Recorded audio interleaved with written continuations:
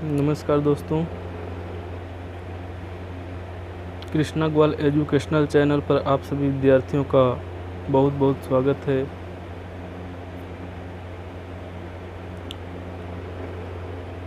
जो विद्यार्थी इस चैनल पर नए आए हों और सब्सक्राइब चैनल को न किए हों तो इस चैनल को सब्सक्राइब कर लेंगे। आज के वीडियो में हम लोग पढ़ेंगे शब्द के बारे में। आज के इस वीडियो में शब्द के बारे में पढ़ने चल रहे हैं, तो सब्सक्राइब करके वीडियो देखिए और अगर वीडियो अच्छा लगे तो लाइक शेयर करें। तो चलिए देखते हैं।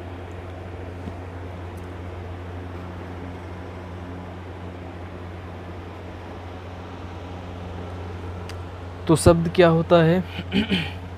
देखिए, शब्द क्या होता है? तो शब्द होता है वर्णों का सार्थक समूह। वर्णों के सार्थक समूह को शब्द कहा जाता है। तो शब्द क्या हुआ? वर्णों के सार्थक समूह को क्या कहते हैं? शब्द कहते हैं। ठीक है, तो शब्द के भेद देख लीजिए। शब्द के भेद, शब्द के भेद देख लीजिए। तो शब्द को वैसे तो दो भाग में बांटते हैं। पहले एक सार्थक और दूसरा निरर्थक। एक सार्थक शब्द, दूसरा निरर्थक शब्द। तो सार्थक और निरर्थक का मतलब क्या हुआ? सार्थक का मतलब हुआ जिसका अर्थ हो, जिसका कोई अर्थ हो, अर्थ हो। जिस शब्द का कोई अर्थ हो उसको क्या कहते हैं?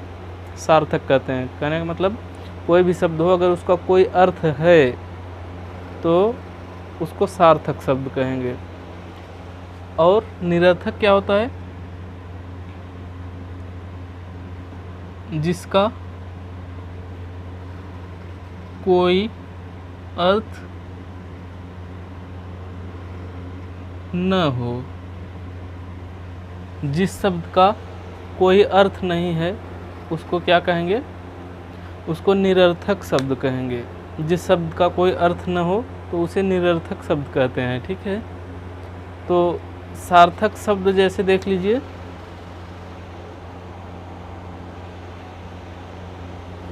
सार्थक का मतलब जिसका अर्थ होता है। तो कोई भी शब्द हो जिसका कोई अर्थ होता है तो उसे सार्थक शब्द कहते हैं। जैसे देख लीजिए, जैसे घर, मकान, कपड़ा, इन सभी शब्दों का कुछ न कुछ अर्थ होता है। अगर घर बोलेंगे तो घर हम बोले तो इसका मतलब कुछ है। घर का मतलब होता है उसमें लोग रहते हैं, तो इसका अर्थ कुछ न कुछ अर्थ है। और मकान भी वही चीज़ है। कपड़ा जैसे हो गया, कपड़ा अगर बोलेंगे तो कपड़ा बोलने का भी कुछ अर्थ है, उसका कोई न कोई अर्थ है कपड़ा अगर बोल रहे हैं। और निरर्थक शब्द जैसे कुछ भी बोलिए जिसका कोई अर्थ न हो। ठीक है, जैसे निरर्थक शब्द कोई कुछ भी लिख लीजिए। जैसे धम, फट, धम फट,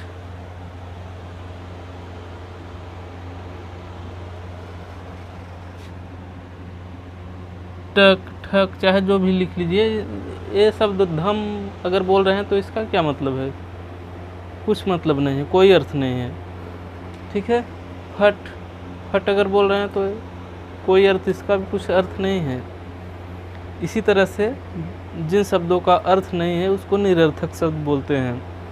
तो सार्थक शब्द और निरर्थक शब्द तो आप लोग समझ गए होंगे। देखिए कुछ निरर्थक शब्द भी सार्थक शब्दों के साथ प्रयुक्त होते हैं। कुछ निरर्थक शब्द भी सार्थक शब्दों के साथ प्रयुक्त होते हैं और वो उसका भी मतलब अर्थ होता है सार्थक, वो भी सार्थक हो जाते हैं। सार्थक शब्दों के साथ जोड़ने के बाद वो भी सार्थक हो जाते हैं, मतलब निरर्थक नहीं रह जाते।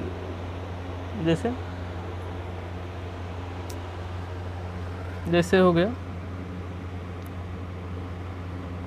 रोटी,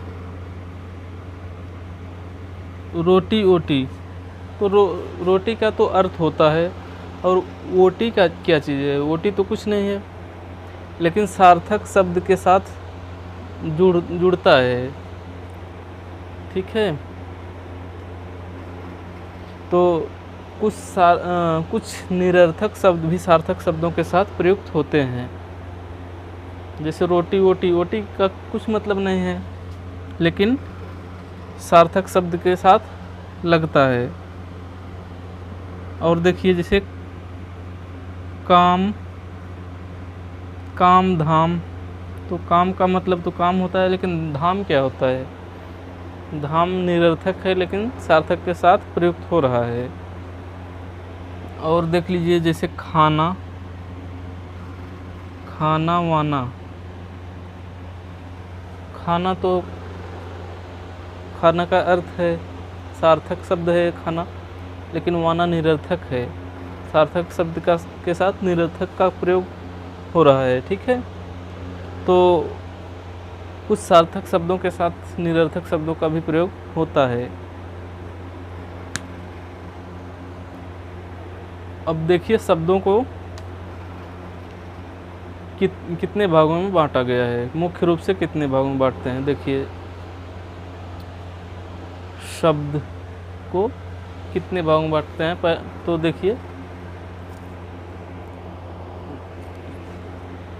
स्रोत या इतिहास या उत्पत्ति के आधार पर, दूसरा बनावट या रचना के आधार पर, तीसरा रूपांतर के आधार पर, चौथा अर्थ के आधार पर। ठीक है।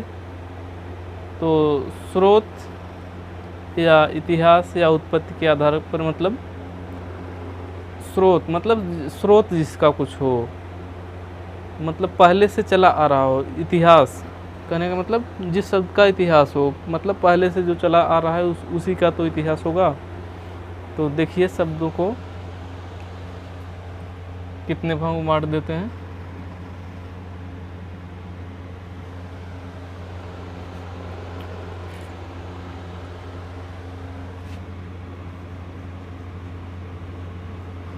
स्रोत या इतिहास या उत्पत्ति के आधार पर।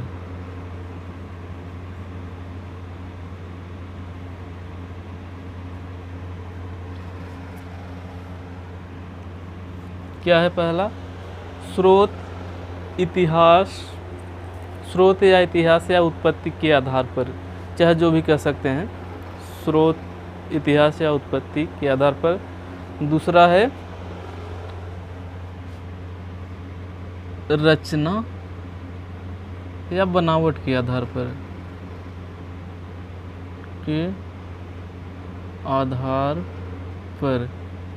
रचना या बनावट के आधार पर। इसका मतलब क्या हुआ? तो जिसका रचना हो, जिसका मतलब बनावट के आधार पर, मतलब जो बनाए जाते हैं, जो शब्द बनाए जाते हैं उसको वो बनावट के आधार पर उसमें देखेंगे इसमें। तीसरा क्या है? रूपांतर के आधार पर। तीसरा रूपांतर आधार पर। रूपांतर का मतलब रूप का अंतर, मतलब रूप परिवर्तन के आधार पर, जिसका परिवर्तन किया जा सके, जिसका परिवर्तन किया जाए वो रूपांतर के आधार पर उसमें इसमें आएंगे। और चौथा क्या है? चौथा है अर्थ के आधार पर। अर्थ के आधार पर चौथा है। तो एक एक को बारी बारी से देखेंगे तभी समझ में आएगा। तो स्रोत, इतिहास या उत्पत्ति के आधार पर देख लीजिए। तो इसमें पहला हो जाता है तत्सम।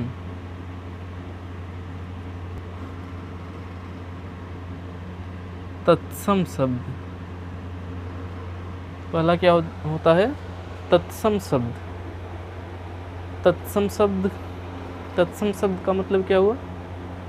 तत्सम शब्द का मतलब बस इतना ही याद रखिए कि जो संस्कृत के शब्द आए उसी को तत्सम शब्द कहेंगे।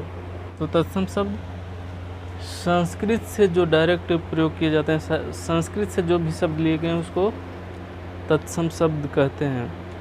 तो देखिए तद्भव शब्द देखिए दूसरा।